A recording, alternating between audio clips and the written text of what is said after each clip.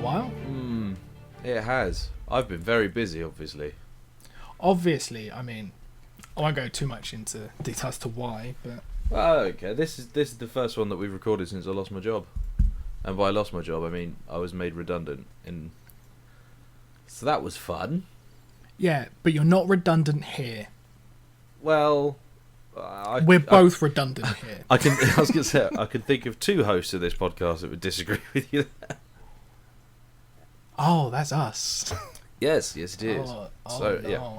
I'm currently broadcasting you live from the land of the unemployed, which is not a good feeling. I went and got my eyes tested the other day, and the guy asked what I did, and I was just like, well, I mean, technically, like, I was made redundant, like, yeah, what do you do? At the minute, errands. So, yeah, and he put, okay, that's great, and then just wrote unemployed on my form, and I was like, oh no. That hurts. Yeah, that was really nasty. But yeah. Anyway, you still have a job, and that's a good thing. I do. And I can't find anything that you would want to / are qualified to do. We're revisiting something that we've already talked about, which is something that we've never done before. Have we not? I don't think we have. I think this is the first time we've ever looked back at something. Yeah, well, I think that we're looking at it in a different context this time, because we're looking at it in comparison to something that I didn't realise existed before. No. Which, it definitely did exist before, didn't it? Oh, it definitely existed. I just was unaware. Yeah. Until I was looking at this year, just like, we don't have a UK versus US for season 7. And we've had, I think, at least one in every... From season 3 onwards, we've always had a UK versus US. This is the only UK versus US we've got so far? So far. There is scope for more. Yeah, what I'd be interested in is if we could find some stuff that had been remade from foreign language into, like, English. What, like, so, you know, like the Killing? All the Scandinavian stuff? Yeah, stuff that had been dumbed down for us. Well, that would be quite a cool thing to look at. I'm just looking out my window now. There is a fuck-off rainbow in the sky. Yeah, we've got very strange weather here at the minute. Do you know what's at the end of that rainbow for you? Fuck all. A job. Do you know, I only you could be the cunt that stands at the end of the rainbow. I only realised this the other day. Apparently, most normal people can see more than 2 colours in a rainbow. Yep. I can't.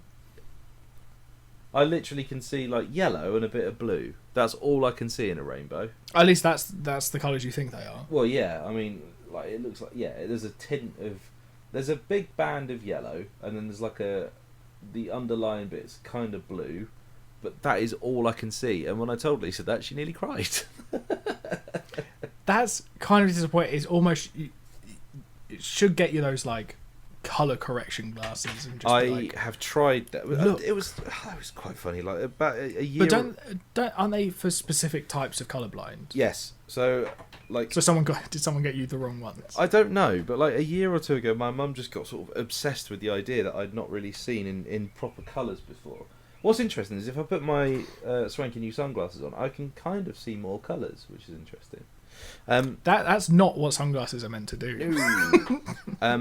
But yeah, so my mum got slightly obsessed with the idea that I couldn't see in colours, and she made me try on these lenses that are supposed to fix it, and I was like, nah, it's done shit. Oh, it's just made everything orange. Why is everything so grey? I think I like the idea that, because you obviously know colours, you just know them as the shade that you've seen them. Well, that's how everyone does colour. This is the thing. I sort of blew up Lisa's grandmother's mind the other day by saying we could both look at the sky, we could both call that colour blue, but without knowing it, we could be seeing completely different colours. And that, like, gave her a headache for about 3 days. That's the thing. I was just thinking, I've talked to someone about this recently, and now I remember it was you last week.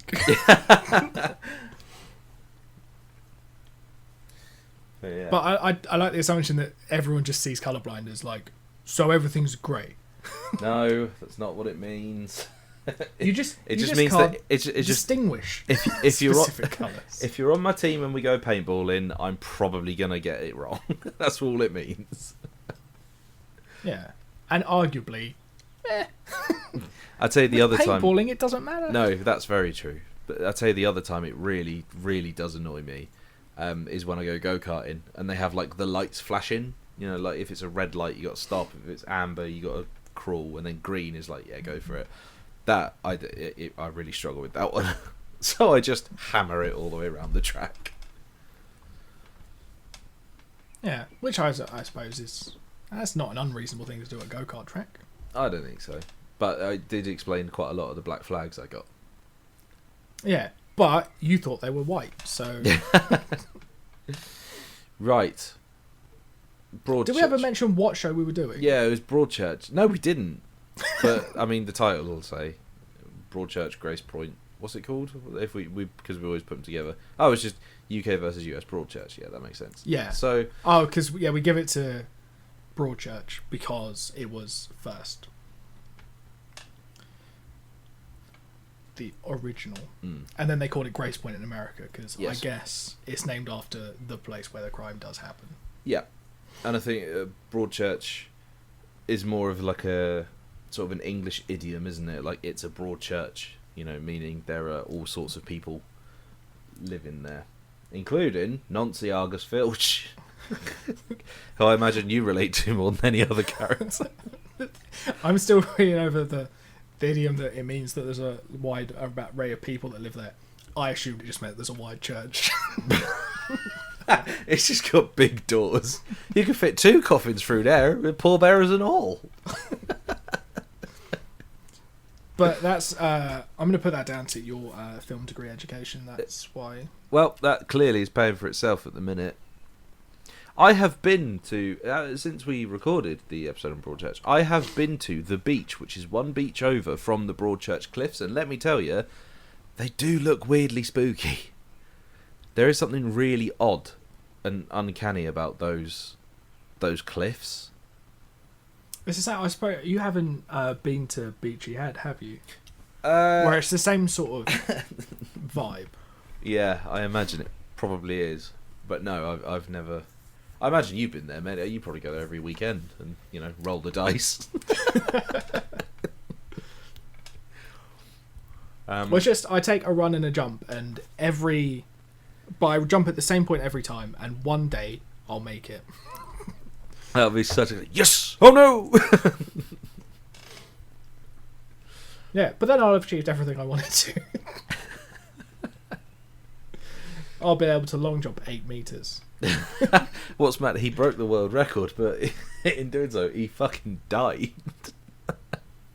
Yeah, but I suppose it's the same thing. Like whenever I think there's something. The combination of beach, big, quite tall cliffs, and just the endless abyss of sea.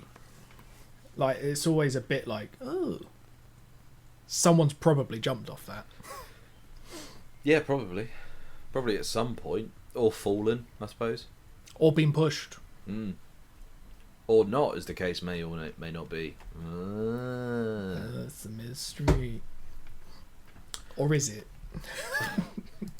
Not for us, because our return to Broadchurch. We know what happens now, but the first time we did this, I didn't know what happened because I hadn't watched it. Oh, really? Okay. Did you? So I was sat there just like, I have no idea who it was. I was like, they very much set it up to who did it, and you're like, all of them. Yeah.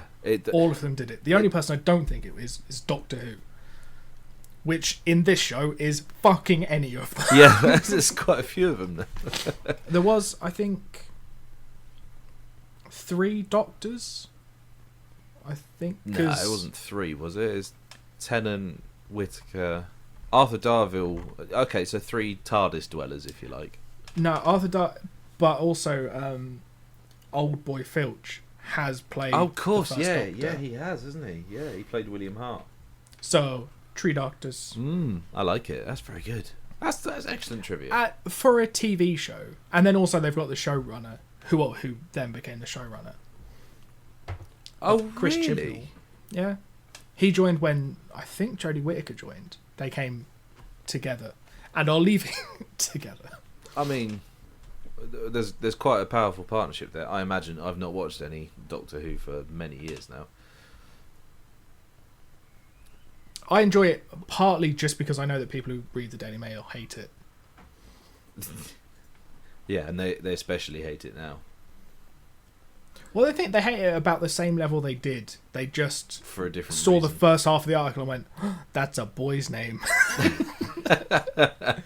And then they saw a picture of him and went, oh. Oh no. Back to the rampant hatred of Doctor Who we go. I might get round to watching Doctor Who, you know. I mean, I've got some time. You've got a bit of free time.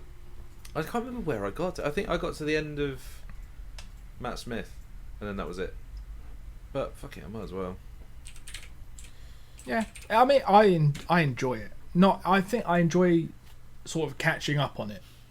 I won't watch it religiously the day it comes out. I'll be like, See, the only thing I really do that with now is Taskmaster, Gogglebox, and Inside Number 9. They're the only like appointment to view TV that I watch. I currently don't have any. Not even EastEnders anymore. No, we'll literally just leave it for like a month and then just catch up. Do you do like the 2 or 3 omnibus? days. No, because that's not a thing anymore. What? Is it not? No, because you can just watch it all on iPlayer. At some point, they realised they were wasting valuable Sunday morning TV real estate by showing you 4 episodes of EastEnders. They needed to get some more cooking shows in. Yeah, but no, I'll just leave it for a little while. I think I caught up on like 2 months of it or something at some point. Bloody hell! But it's because it's a show that you can just stop at any point and be like, yeah, cool, I'm done with that for a bit.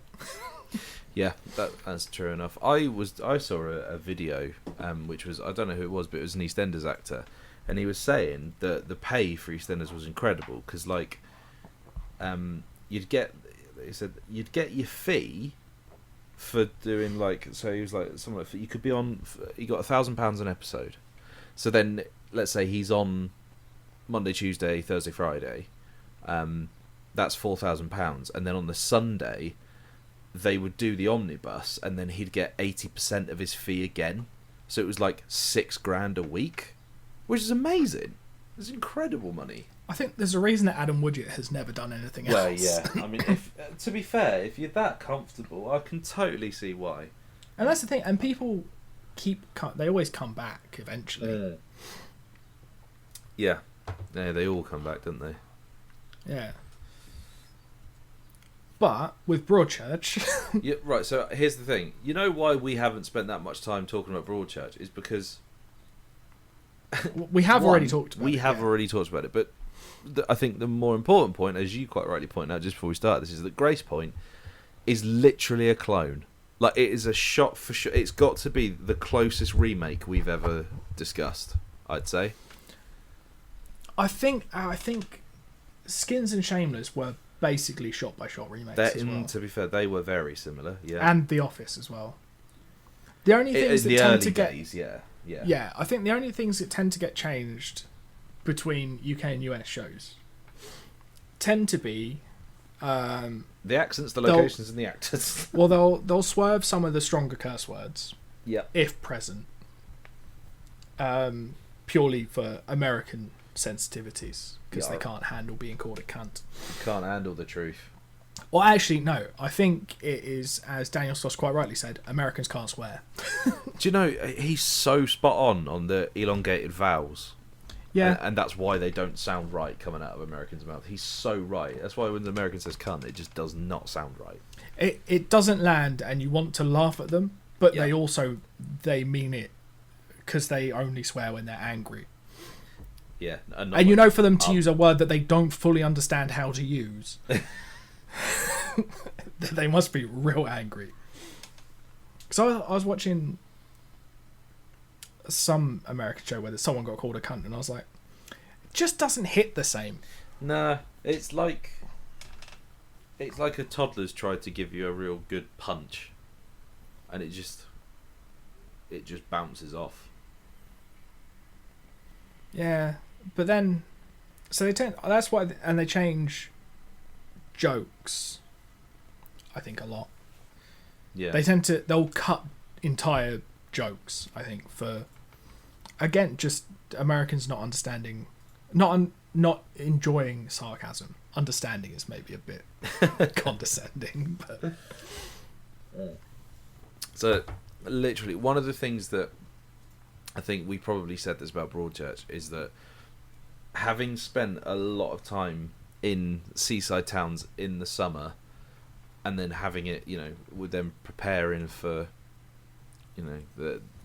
all the city people to descend on it, it has such a clear sense of space that I completely believed in, that I absolutely did not believe it when Michael Pena was walking down the street and just being like, "Hey, how you doing? What's going on here? Let's get in the van."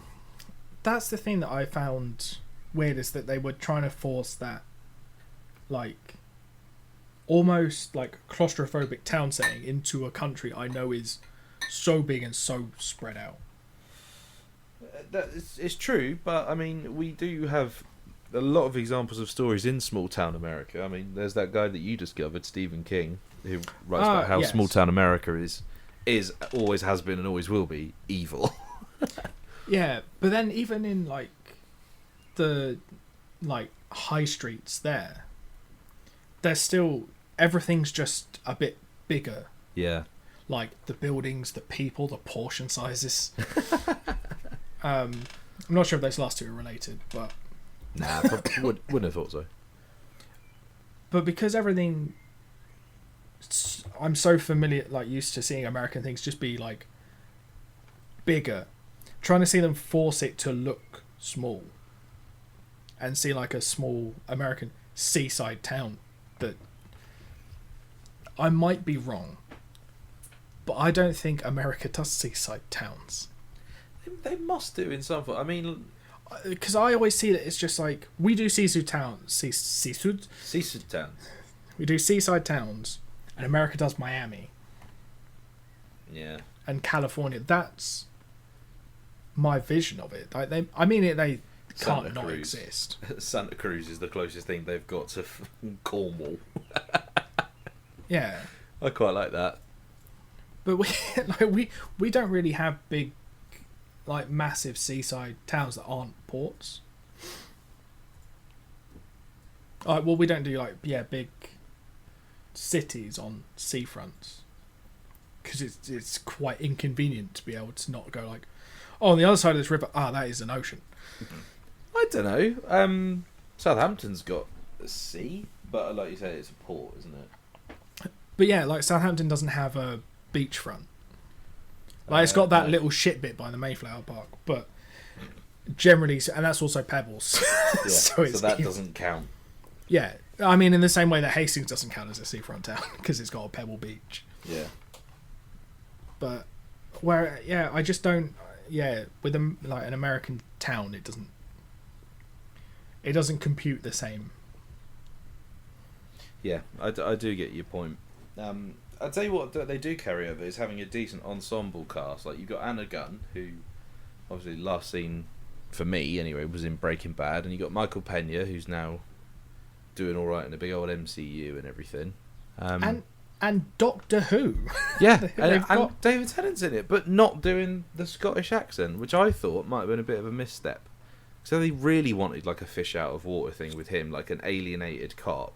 Keep him Scottish.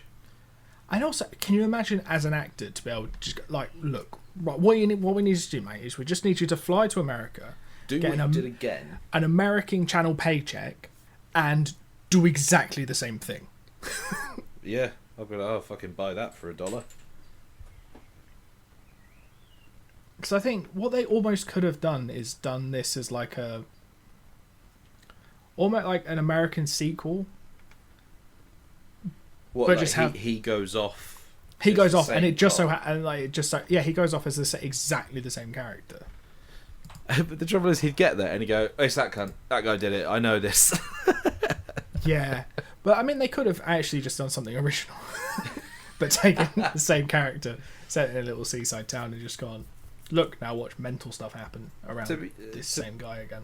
to be completely fair, if I had made something and then some company was going to say, look, we want you to do the same thing, you just need to rewrite it a bit for America and we're going to pay you for it, we're like, fucking yes, I'm doing that. Oh, like 100%. I would have no issues doing that if I had the talent to get something made in the UK.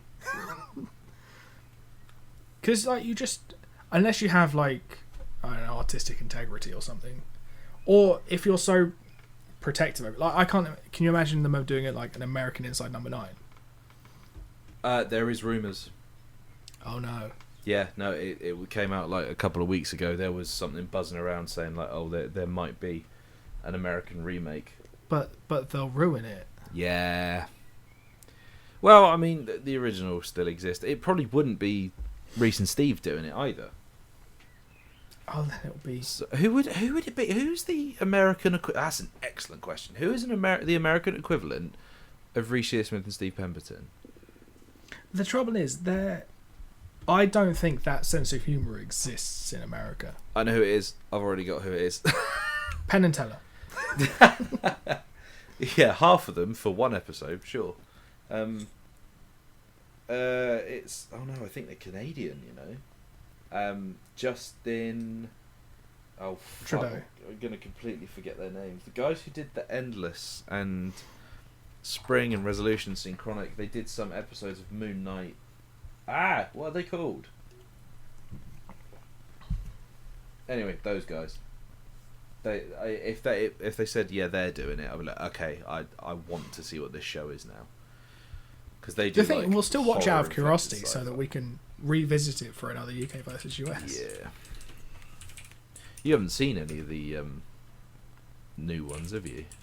No, This current series. I'm very bad at keeping up to date with Inside Number 9. Here we go. Remake of anthology series Inside Number 9 in the works for Amazon Freevee. Will co-produce the new series alongside Angie. Oh, so it's happening. Oh god, it is happening. That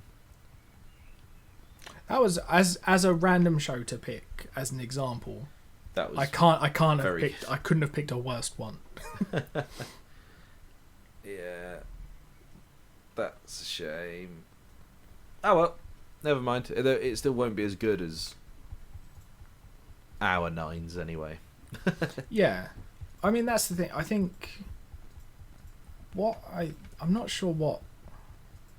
When did this come out? 2014, Gracepoint.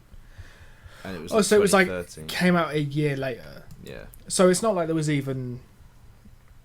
Because I think sometimes if there's a bit of a gap between them, like technology moves on, so they'll have it to like update it for like different technologies and stuff. But I guess this was still on par. But yeah, I think it's a bold choice to pull across your main actor and have him as like the solid linchpin between the two. But then he would pull in quite a big audience because Doctor Who does have a big following in America. So it does. I can see why they did, and he's still a big star anyway. Yeah, I'm not saying he was the wrong choice. Oh no, yeah, he's very good in the role. That's the thing. He's done something that I think is probably quite difficult to do in that Come back from the Doctor. Yeah, play a massive character like that, and then not only be associated with that one character. It's not many people that do. So you think like Daniel Craig, like Daniel he's Radcliffe. done a couple of bit. Yeah, well, you say that I will always back Daniel Radcliffe because Horns is mental and so is Guns Akimbo. No, that's the thing. I mean, he's done the same thing done that David Tennant's done. Robert Pattinson has definitely done it. Yeah. Whereas, I think. Oh, were you suggesting that Daniel Craig will never probably get away from Bond? Yeah, well, I mean, he may well do, but at the minute, I think he is just in sort of public conscious. I think he is just James Bond for now, and it'd be interesting to see if that does change.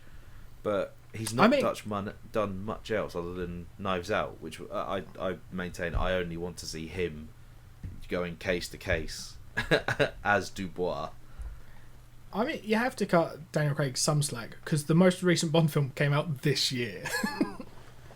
Yeah, Yeah, but I mean, they filmed it that many years ago, didn't they? Where's he been? Lazy, I say. Lazy for the past 2 years. Right, calm down, gardening leave. Yeah, I know what you mean. I think Bond's a weird one to come back from. Because has anyone done it? Pierce Brosnan's done some interesting things since, but not. What, Mamma Mia and The World's End? Those are the only things I can think of him having done apart from Bond. He did The Foreigner, where he was an IRA member. Of course you like that one. I didn't say I liked it. Yeah, it's a... Connery? He did stuff after. Yeah, did he do enough stuff to not be James Bond? I mean, like... What did he do? Indiana Jones? There was that Escape from Alcatraz film that is the Stone. Romancing the Stone? That's not him, is it? No. No. Birdman of Alcatraz? No, I can't remember. I'm gonna have to. Sean Connery. He was Richard the Lionheart in Robin Hood, Prince of Thieves, which is a great film. Is that the one with Rickman in it? Yep. That's the one where they land at Dover and they walk to Nottingham in one day. I was looking at his thing and it said he was in the Avengers and I was like, it's the 1998 Avengers. Yes, it's the other Avengers, isn't it? God, I can't remember what this film was called. But it's a film where I think he's escaping from Alcatraz and everyone was just like, it's called The Rock. Oh, yeah. And everyone's just like, there's a whole theory that it's just a sequel to Bond, like his Bond. Oh, I like that. I really like it. Like, what do they call it? Headcanon. When people make up their own headcanon that just makes sense. Yeah. The thing, I've read some like headcanons that I'm just like, oh shit, I wish that was true. But that's one that you sort of like, I could see that because. But yeah, no. Looking at the list of film things he did after Bond, I was like, there's not a lot there that I recognise. Where he's not like a. I guess it's hard to do until you age to escape Bond. Yeah, I guess. Until you look significantly older than you were in Bond, or just get fat. I tell you what else really did strike me as strange is that watching them side by side, the moment where the family are told that it's Danny's body is so bizarre because every single character, the mum, the dad, the sister and the grandma, they all act exactly the same way as their UK counterparts do, and it's really, really weird. Do you think in between like takes they were just sat watching the UK version, like scene by scene, just like do that? We're not going to have outtakes because you're only going to do these scenes, and if you don't do them exactly right, we'll fire you. Not you, David. We could fire any one of you, but not Doctor Who. But yeah, I think most of it is just like localization. Yeah, I think with a lot, like, it's a general theme across the UK versus US is that we are biased. I don't think it's that we're biased. I think it's just that the TV shows don't get made the other way around. We don't remake American TV shows here. No. What show would you want? Are there any shows that you're like, that would be great if they could do a UK version of Sons of Anarchy? No, that's the thing. I don't with Arnhem using his normal voice. No, but that's the thing. I don't think we'd adapt American. I don't think American stuff would adapt well to British TV. No. What would we take, like How I Met Your Mother, and turn that into like it would just be people, like a group of 30-somethings living in London,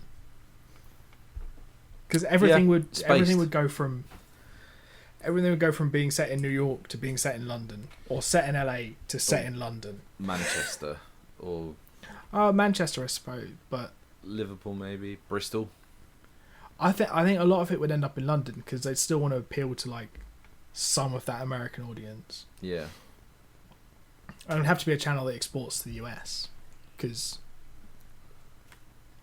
but no, I think that the transition works well because small to big.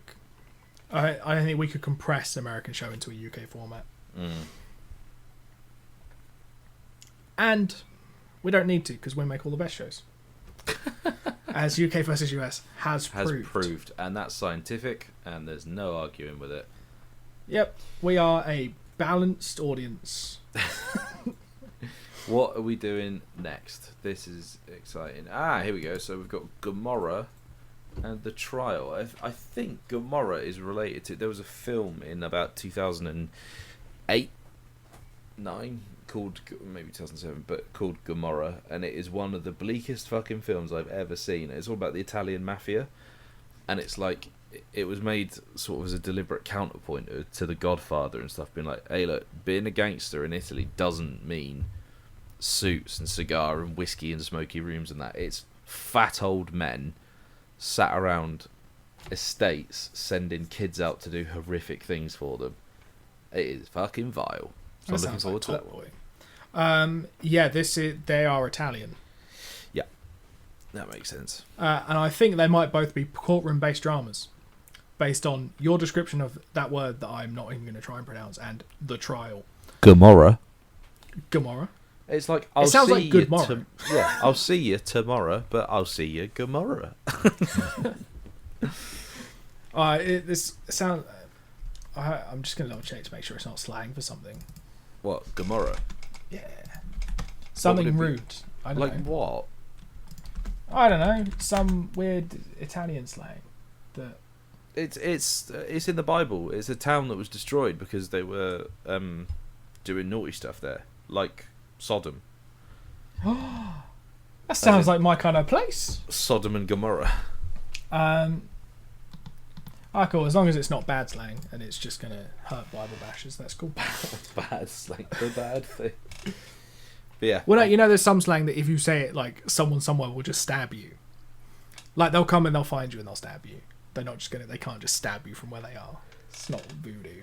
I think you would be doing the world a favour if you just found a list of those words and just repeatedly shouted them from your window until someone came round and stabbed you. Well, it's fine. I'll just pick one off the band list from UK TV. Ginger. I don't understand how they make cooking shows with that on like the swear word list. Wait, ginger's a swear word? No, well, it's on the. It was on the advert. What is the? Who does the complaining? Ofcom. It was on the Ofcom bad words bit. Really? But what if you're describing yourself as ginger? That's the thing. It's on the offensive words list. I'm just looking it up now. Grow up. Oh. What was that? Beef curtains is on there. I mean, a large amount of our general vocabulary. Yeah, I was going to say, a lot of our WhatsApp chat is probably on there. Dickhead. Yeah, Ginger's still on there. Did you just call me dickhead, or is that on the list? I'm not sure which. No, it's on there. I mean, to be fair, you couldn't call me the slang for Red-Headed Richard. Ginger Dick. That's two Ofcom bad words. Oh, no. Excellent. Right. Well, I'm looking forward to using the word Gomorrah in all my slang from now on. I'm just looking through this to find new insults for you. Yeah, because you need more, don't you? No, I don't.